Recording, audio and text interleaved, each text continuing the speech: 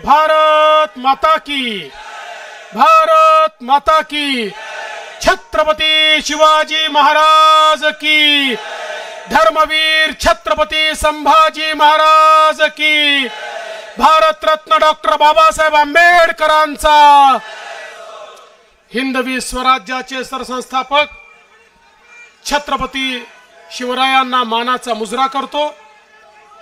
भारतीय राज्यघटनेचे शिल्पकार भारतरत्न डॉक्टर बाबासाहेब आंबेडकर यांना मानवंदना अर्पित करतो। आज ज्यांचा फॉर्म भरण्याकरता आपण सगळे एकत्रित आलोत, असे आपल्या नांदेड जिल्ह्याचे लोकप्रिय खासदार आणि तुमच्या सगळ्यांच्या आशीर्वादाने पुन्हा एकदा मोदी साहेबांसोबत लोकसभेमध्ये जे निवडून जाणार आहेत ते आपले प्रताप पाटील चिखलीकरजी, भाजपचे अध्यक्ष चंद्रशेखर बावनकुळेजी, ज्यांच्यामुळे भारतीय जनता पक्षाची ताकद नांदेडमध्ये, मराठवाड्यामध्ये आणि संपूर्ण महाराष्ट्रामध्ये वाढली। ते महाराष्ट्राचे माजी मुख्यमंत्री आणि राज्यसभेचे खासदार अशोकरावजी चव्हाण साहेब, मंचावर उपस्थित डॉक्टर भागवत कराडजी, अतुल सावेजी, सुधाकर शिंगारेजी, सुधाकरराव शिंगारे जे आपले लातूरचे उमेदवार आहेत, खासदार अजित गोपछडेजी, आपले आमदार तुषार राठोड, राजेश पवार, बालाजी कल्याणकर, राम पाटील रातोळीकर, माजी मंत्री सूर्यकांताताई पाटील, माजी खासदार भास्करराव पाटील खतगावकर, अमरनाथजी राजूरकर, माधवराव किन्हाळकर, ओमप्रकाश पोखर्णा, अविनाशजी घाटे, सुभाषजी साबणे, संजयजी कोडगे, संतुकरावजी हंबर्डे, किशोरजी देशमुख, आनंदरावजी बोंडारकर, दिलीपजी कंदकुर्ते, विशंभर पवार, गोविंदराव पाटील, सुरेश अमूल्यकर, मंचावर उपस्थित सर्व मान्यवर आणि उपस्थित सर्व माझ्या भगिनी आणि बंधूंनो, आज अतिशय आनंदाची गोष्ट आहे की आपले लाडके उमेदवार प्रताप पाटील चिखलीकर यांचा उमेदवारी अर्ज आपण भरलाय आणि जेवढ्या मोठ्या संख्येने तुम्ही या ठिकाणी एकत्रित आहात, आता माझ्या मनामध्ये कुठलीही शंका नाही, एक अभूतपूर्व विजय नांदेडमध्ये आपल्याला मिळणार आहे। खरं म्हणजे नांदेडमध्ये 2019 साली, अरे हो तुम्ही सोबत आहे माझ्या लक्षात आलं, आता मी किती आगे बढू, पडून जाईल समोर झालं तर, शांत बसा आता बोलू द्या आगे बढो करता करता खालीच पडायचो मी। 2019 साली प्रताप पाटील चिखलीकर या ठिकाणून खासदार म्हणून निवडून आले, त्यावेळी माननीय अशोकराव चव्हाण यांच्यासारखा एक अतिशय तुल्यबळ नेता समोर होता। आम्हाला चिंता होती, कारण शेवटी या नांदेड जिल्ह्यामध्ये अशोकरावांचा एक प्रस्ताव आहे, मराठवाड्यातला प्रस्ताव आहे, पण त्यावेळी देखील जनतेनं मोदीजींवर विश्वास दाखवला आणि प्रताप पाटलांच्या माध्यमातून मोदीजींना मतदान केलं।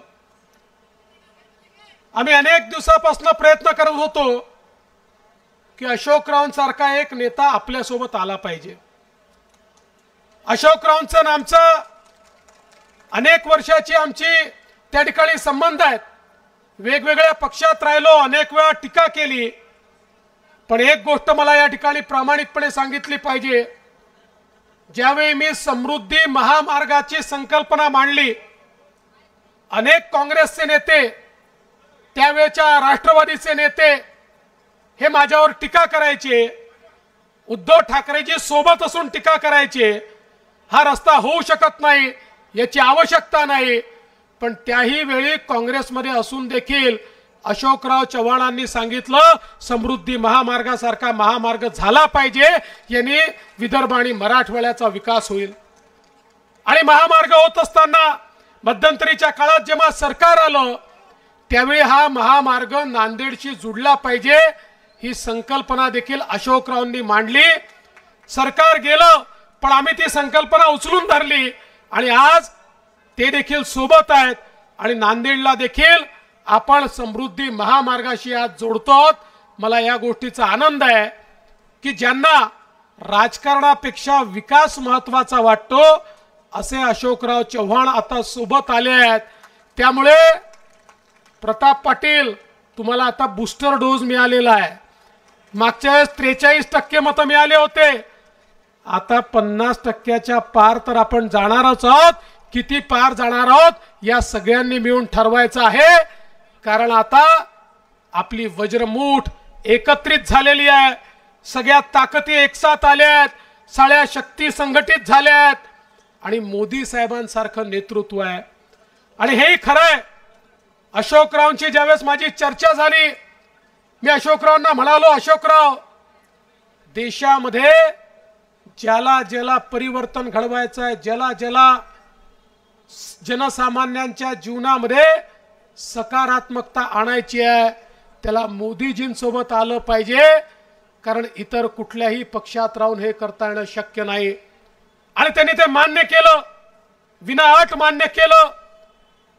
ते असं म्हणाले, मला तुम्ही काही दिलं नाही तरी चालेल, मी मोदीजींच्या नेतृत्वात काम करण्याकरता तयार आहे, केवळ मी सोबत आलो तर मराठवाड्याच्या विकासामध्ये मला पूर्ण मदत करा, पूर्ण योगदान द्या। मी सांगितलं आपण काळजी करू नका, आम्ही मागास भागात येतो, विदर्भ आणि मराठवाड्याचं दुःख सारखं आहे आणि त्यामुळे आमचाही अजेंडा विदर्भ आणि मराठवाड्याच्या विकासाचा अजेंडा आहे। मागच्या काळामध्ये या मराठवाड्यामध्ये पाणी आलं पाहिजे, या मराठवाड्याला दुष्काळातून मुक्ती मिळाली पाहिजे, याकरता अनेक निर्णय आम्ही घेतले आणि त्याही काळात अशोकरावांसोबत बसून जे वाहून जाणारं पाणी मराठवाड्यातलं आहे ते आपल्याला कसं थांबवता येईल, त्याचं जास्त युटिलायझेशन कसं करता येईल हा प्रयत्न आम्ही केला। प्रताप पाटलांच्या नेतृत्वामध्ये रेल्वेचे प्रश्न असतील, रस्त्यांचे प्रश्न असतील, वेगवेगळे विकासाचे प्रश्न आम्ही हाताळले। आता तर त्यांच्या सोबत एकीकडे आमचे गोपचडे आहेत आणि दुसरीकडे अशोकरावांसोबत सारखं द्रष्ट नेतृत्व आहे। त्यामुळे मला विश्वास आहे की आता आपल्या विकासाला कोणीही थांबवू शकत नाही। नांदेडचा आणि आपल्या मराठवाड्याचा विकास हा अत्यंत वेगाने येत्या काळात होणार आहे। बंधू भगिनींनो, आज देशामध्ये मोदीजींनी जे करून दाखवलं, जग म्हणताय हा चमत्कार आहे। मोदीजींनी या देशामध्ये गरीब कल्याणाचा अजेंडा राबवला। केवळ 10 वर्षामध्ये 25 कोटी गरिबांना गरिबी रेषेच्या बाहेर काढण्याचं काम हे मोदीजींनी करून दाखवलं। जगातले अर्थशास्त्री म्हणतात हे कसं शक्य झालं। आज जगामध्ये अनेक देशांची जेवढी लोकसंख्या आहे त्याच्या दुप्पट लोक भारतामध्ये गरिबीतनं बाहेर काढण्याचं काम मोदीजींनी केलं। मोदीजींनी हे करत असताना मुठभर लोकांचा विकास नाही केला, जनसामान्यांकरता मोदीजींनी काम केलं। आणि म्हणूनच तुम्ही बघा, मोदीजींमुळे 11 कोटी लोकांच्या घरी शौचालय झालं। 20 कोटी लोक अशी आहेत की ज्यांच्या डोक्यावर छत नव्हतं, आज ते पक्क्या घरामध्ये मोदीजींमुळे राहत आहेत। 75 वर्षाच्या स्वातंत्र्यानंतर 50 कोटी लोक असे होते ज्यांच्या घरामध्ये पिण्याचं पाणी येत नव्हतं। मोदीजींनी या 50 कोटी लोकांच्या घरी स्वच्छ पिण्याचं पाणी पोहोचवलं, त्यांच्या घरी वीज पोहोचवली, आमच्या माता भगिनींना गॅसचं सिलेंडर दिलं। आणि एवढंच नाही, 50 कोटी लोकांना मुद्राचं लोन देऊन त्यांना स्वतःच्या पायावर उभं करण्याचं काम मोदीजींनी केलं। आणि याकरता महत्त्वाचं आहे, या 50 कोटी लोकांमध्ये 31 कोटी महिला आहेत। 31 कोटी महिलांना केवळ 10 वर्षामध्ये आपल्या पायावर उभा करण्याचा विक्रम हा माननीय मोदीजींनी करून दाखवला। कारण मोदीजी नेहमी म्हणतात, भारताला विकसित करायचं असेल तर भारताच्या लोकसंख्येचा 50% हिस्सा म्हणजे महिला आहेत। या महिलांना मानव संसाधनामध्ये परिवर्तित करून त्यांना जेव्हा आपण देशाच्या मुख्य धारेमध्ये आणू, अर्थतंत्रामध्ये आणू, त्यावेळेस देशाचाही विकास होईल, परिवाराचाही विकास होईल, समाजाचाही विकास होईल. आणि म्हणून हे करून दाखवण्याचं काम माननीय मोदी साहेबांनी केलं. बंधू भगिनींनो, मोदी साहेबांनी पुढच्या काळामध्ये विकसित भारताची गॅरंटी दिली आहे. मोदीजी काय म्हणाले? मोदीजी म्हणाले हे 10 वर्ष तो, ये 10 साल तो केवल ट्रेलर था, असली पिक्चर अभी बाकी है, आने वाले 5 साल असली पिक्चर आपको देखने को मिलेगा. पुढचे 5 वर्ष भारताच्या विकासाचे वर्ष आहेत. दीन दलित, गोरगरीब, आदिवासी, शेतकरी, शेतमजूर, महिला, ओबीसी, अल्पसंख्याक प्रत्येकाच्या जीवनामध्ये सकारात्मक परिवर्तन करण्याकरता पुढचे 5 वर्ष मोदीजी कटिबद्ध आहेत. आज आपण बघा, मोदीजींनी भारताच्या अर्थव्यवस्थेला 11व्या क्रमांकावरनं जगातली 5वी सर्वात मोठी अर्थव्यवस्था बनवलं. 2012 साली एक अहवाल प्रकाशित झाला. आंतरराष्ट्रीय संस्थांनी सांगितलं भारताची अर्थव्यवस्था कोलमडणार आहे, ही फ्रजाईल अर्थव्यवस्था आहे, भारत दिवाळखोर होणार आहे, भारत कधी दिवाळखोरीकडे जाणार आहे. 2014 ते 2024 10 वर्षात मोदीजींनी असा चमत्कार केला की आमची अर्थव्यवस्था ही 11व्या क्रमांकावरनं 5व्या क्रमांकावर तर आलीच, पण ज्या संस्थेने अहवाल दिला होता की भारताची अर्थव्यवस्था दिवाळखोरीकडे चालली आहे, त्याच संस्थेने अहवाल दिला जगामध्ये सगळ्यात वेगानं विकसित होणारी अर्थव्यवस्था जर कुठली असेल तर ती भारताची अर्थव्यवस्था आहे. सगळ्यात जास्त विस्तारित होणारी अर्थव्यवस्था भारताची आहे. आणि येत्या 5 वर्षामध्ये मोदीजी भारताला जगातली 3री आर्थिक महाशक्ती करणार आहेत. जगातली 3री सगळ्यात मोठी आर्थिक महाशक्ती, सगळ्यात मोठी अर्थव्यवस्था आमचा भारत देश होणार आहे. अर्थव्यवस्था मोठी होते म्हणजे काय होतं? अर्थव्यवस्था विस्तारित होते म्हणजे काय होतं? अर्थव्यवस्था विस्तारित होते तर संधी तयार होतात. अर्थव्यवस्था विस्तारित होते, रोजगाराची निर्मिती होते. अर्थव्यवस्था विस्तारित होते, इन्फ्रास्ट्रक्चरचं काम होतं, रस्ते बनतात, पूल बनतात, रेल्वे बनते, एअरपोर्ट बनतात, घरं बनतात, घरोघरी त्या ठिकाणी विकास पोहोचतो. अर्थव्यवस्था जेव्हा मजबूत होते त्यावेळी देशाच्या तिजोरीत पैसा येतो आणि या देशाच्या तिजोरीतला पैसा जनसामान्यांच्या कल्याणाकरता लावता येतो. मोदीजींनी अशी व्यवस्था उभी केली की ज्या व्यवस्थेमध्ये जो तुमचा पैसा आहे तो तुमच्यापर्यंत पोहोचवण्याचं एक माध्यम मोदीजींनी तयार केलं. आणि एक मजबूत भारत जो जगामध्ये एक अतिशय मजबूत म्हणून उभा आहे. आपण बघा, कोविड नंतर, कोरोना नंतर जगातल्या सगळ्या विकसित राष्ट्रांच्या अर्थव्यवस्था कोलमडल्या, पण एकटा भारत आहे जो कोविड नंतर देखील उभा राहिला आणि आपली अर्थव्यवस्था त्यांनी सावरली, कारण मोदीजींसारखं नेतृत्व होतं. खरं म्हणजे आपण विसरलो, पण कोविडचा काळ आठवा. त्या काळामध्ये जर मोदीजींनी वॅक्सिन तयार करून घेतली नसती तर आपल्यापैकी कोणीही या ठिकाणी राहिलं नसतं. आपल्यापैकी कोण जिवंत असतं आणि कोण नसतं हे आज सांगता येणं शक्य नाही. विचार करा, भारतामध्ये वॅक्सिन तयार झाली नसती, आम्ही अमेरिकेपुढे हात पसरून बसलो असतो. अमेरिकेने सांगितलं असतं थांबा, आधी आमच्या लोकांना वॅक्सिन देतो मग तुम्हाला देतो. तुम्हाला आश्चर्य वाटेल, भारतामध्ये 140 कोटी लोकांना ज्यावेळेस आपण वॅक्सिन दिली त्यावेळेस अमेरिकेमध्ये ते केवळ 22 कोटी लोकांना वॅक्सिन देऊ शकले होते. म्हणजे जर त्यांच्या भरोश्यावर राहिलो असतो तर आपल्यापैकी कोणी जिवंत राहिलं नसतं.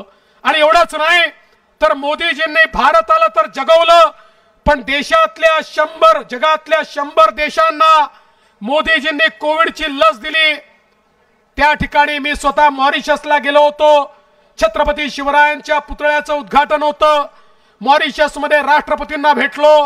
राष्ट्रपती मला म्हणाले, फडणवीसजी माझे धन्यवाद मोदीजींना सांगा. मी म्हटलं कशा करता? म्हणाले आज आमचा मॉरिशस जिवंत आहे कारण मोदीजींनी आम्हाला कोविडची लस दिली, अन्यथा मॉरिशस जिवंत राहिला नसता, असे 100 देश सांगतात.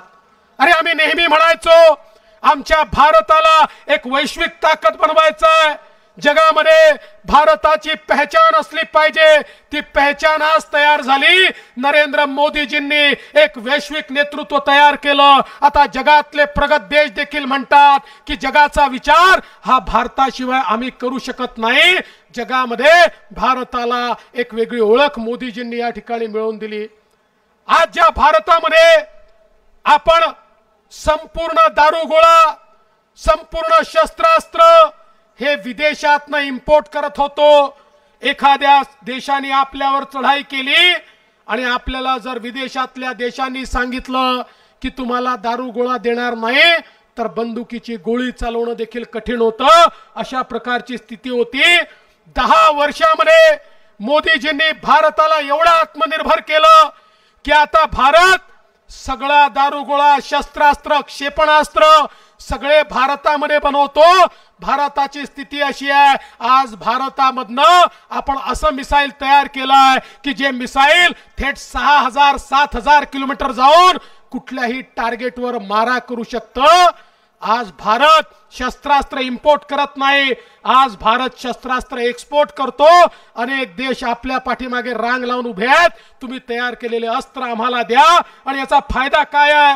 याचा फायदा असा आहे, आता पाकिस्तान आणि चीन भारताकडे वाकडी नजर करून पाहू शकत नाहीत, कारण त्यांना माहिती आहे भारताजवळ आज एवढी शस्त्र संपन्नता आहे, एवढी ताकद आहे की भारताला सीमेवर जाण्याची देखील आवश्यकता नाही. आपली क्षेपणास्त्र थेट त्या ठिकाणी पाकिस्तानवर हल्ला करू शकतात. भारत शांतीचा संदेश देतो. आम्ही कधी युद्ध करत नाही, पण शांतीचा संदेश हा कायर देऊ शकत नाही. शांतीचा संदेश शक्तिशाली माणूसच देऊ शकतो. ज्याच्याकडे शक्ती आहे तोच केवळ शांतीची बात करू शकतो. आणि ती परिस्थिती आज भारताची मोदीजींनी करून दाखवली आहे. आणि म्हणून बंधू भगिनींनो, एक मजबूत भारत, एक मजबूत अर्थव्यवस्था, एक मजबूत अशा प्रकारचं सुरक्षा कवच आणि त्यासोबत जगाच्या पाठीवर चंद्रावर यान उतरवण्याचं काम देखील भारताने केलं. चंद्राच्या दक्षिण ध्रुवावर कोणी यान उतरवू शकलं नव्हतं, ते भारताने केलं. आणि सूर्याला देखील गवसणी घालण्याचं काम हे भारताने करून दाखवलं.